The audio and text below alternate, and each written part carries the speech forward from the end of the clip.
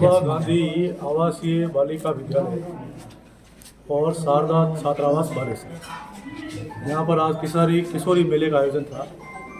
किशोरी मेले के आयोजन पर आने का अवसर मिला और मैंने शारदा छात्रावास और कस्तूरबा गांधी आवासीय बालिका विद्यालय दोनों का निरीक्षण किया है। तो यहाँ जो भी कमियाँ हैं विधायक कोष से और नगर पालिका दोनों से मिल करके और इसमें सुधार करेंगे और बच्चों को अच्छा वातावरण मिले और यहाँ छात्रावास में व्यवस्था ठीक हो जाए। यहाँ कुछ मरम्मत की आवश्यकता है, खेल मैदान की ज़रूरत है, सुलभ कॉम्प्लेक्स की ज़रूरत है, कुछ फर्नीचर की ज़रूरत है, यहाँ इन्वर्टर की ज़रूरत है, बिजली का सुधार करना है, 2 सुलभ कॉम्प्लेक्स बनाने हैं और एक हमें यहाँ पर चौकीदार के लिए 2 अलग से कक्ष बना करके उनको सुलभ कॉम्प्लेक्स उनके लिए अलग बनाने हैं।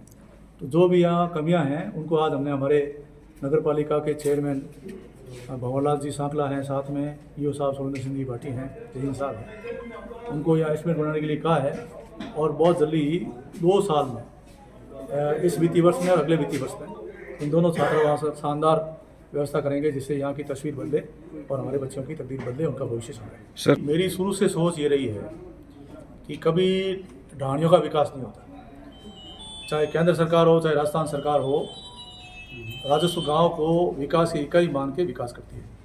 इसलिए हमारी दूरदर्शी सोच के तहत सबसे पहले जब 2003 में इस शेखर विधानसभा क्षेत्र की जनता ने हमें सेवा का अवसर दिया था विधायक बना के, उस समय करीब 500 गांव बनाए थे और अभी भी आप देखेंगे कि हमारे देश के यशस्वी प्रधानमंत्री आदरणीय नरेंद्र मोदी जी ने जो अनुसूचित जाति के लोग हैं और पिछड़े लोग हैं उनके भविष्य को सुधारने के लिए एक धरती आभा योजना शुरू करी है। उस योजना में जहाँ जिस राजस्व गांव में 50% से ज़्यादा अनुसूचित जाति निवास करती है उस गांव का चयन हुआ है। तो जोधपुर जिले में 10 विधानसभा है, उसमें 54 राजस्व गांव का चयन हुआ, जिसमें से 46 राजस्व गांव केवल मात्र शेखर विधानसभा क्षेत्र के हैं। तो आपको समझ में आ जाना चाहिए कि जब राजस्व गाँव बड़ा है तो 46 गाँव आ गए। अगर बड़ा गाँव होता तो उसमें जनसंख्या 50% से ज़्यादा नहीं होती, इसलिए चयन नहीं होता। तो छोटे गाँव बनाने से जहाँ भी अनुसूचित जाति और अनुसूचित जनजाति, जहाँ अनुसूचित जाति रहती है उनको संबल ग्राम योजना में 50% से ज़्यादा जनसंख्या होती है, उनको 20 लाख रुपए संबल योजना मिलते हैं। और अनुसूचित जनजाति के लिए भी जो गांव हैं और 50% से ज़्यादा है, अब उन लोगों को 25 विभाग मिल करके सारी सुविधाएं, पानी है, बिजली है, सड़क है, चिकित्सा है, शिक्षा है, प्रधानमंत्री आवास योजना है, सारे काम 25 विभाग मिलकर के वहाँ करेंगे। यानी कि अनुसूचित जनजाति में कोई अभाव नहीं रहेगा और सारी बुनियादी सुविधाएं लागू। अब उसमें सड़क भी आती है, पानी की VTC बनती है, बिजली आती है, 3 फेस आती है, आंगनबाड़ी आता है, राजस्व गाँव को जोड़ करके ग्राम पंचायत बनती है। ग्राम पंचायत मुख्यालय पर 12वीं विद्यालय आ जाएगा, उप स्वास्थ्य केंद्र आ जाएगा। पंचायत मुख्यालय की सुविधाएं जो केंद्र और राज्य सरकार तय करती है उस मुख्यालय को मिलती है। फिर पंचायतें जोड़ करके हम पंचायत समिति बनाते हैं, तो पंचायत समितियाँ ज़्यादा होती है तो पंचायत समिति मुख्यालय के जो ब्लॉक होता है और ब्लॉक की सारी सुविधाएं ब्लॉक मुख्यालय पर आती है, उसका लाभ हमको मिलता है। तो फिर ऐसे पंचायतों को जोड़ करके जब 20 पटवार मंडल हो जाते हैं तो उसकी तहसील बन जाती है, 10 पटवार मंडल पे उप तहसील हो जाती है। तो ऐसे जो सतत प्रक्रियाएं होती है उनका सब लाभ तभी मिलता है जब पहली इकाई राजस्व गाँव।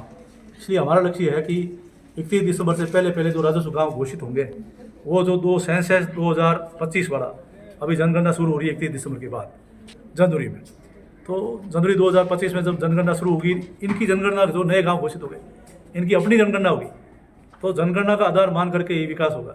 तो हम चाहते हैं कि 31 दिसंबर से पहले हमारे गांव घोषित हो, ऑनलाइन हो जाए और 31 दिसंबर के बाद जब 1 जनवरी 2025 को नई जनगणना होगी और उन जनगणना में हमारी राजस्व गाँव की जनगणना हो जाएगी, तो स्वतः उनको जो सरकार की योजनाओं का लाभ मिलता रहेगा, जिससे हमारा शेरगढ़ एक विकसित विधानसभा क्षेत्र बनेगा और एक आदर्श विधानसभा क्षेत्र की ओर। देश के यशस्वी प्रधानमंत्री नरेंद्र मोदी जी का सपना है कि 2047 तक हिंदुस्तान विकसित देश बने और विश्व गुरु बने और हमारे देश की ओर सब अग्रसित हो।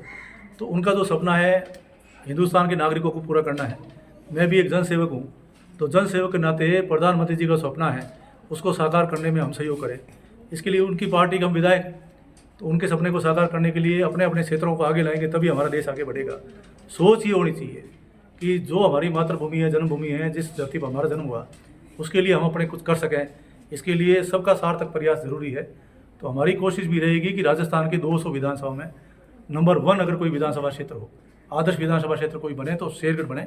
इसके लिए मैं जितने विभाग हैं उन सब विभागों की स्टडी करता हूँ, योजनाओं की स्टडी करता हूँ और ज़्यादा से ज़्यादा लाभ हमारे विधानसभा क्षेत्र में योजनाओं का लाभ प्रत्येक नागरिक तक, अंतिम डाणी तक, अंतिम व्यक्ति तक, गरीब को गणेश मान करके, नर को नारायण मानकर हम सेवा करने के लिए कर संकल्पित है।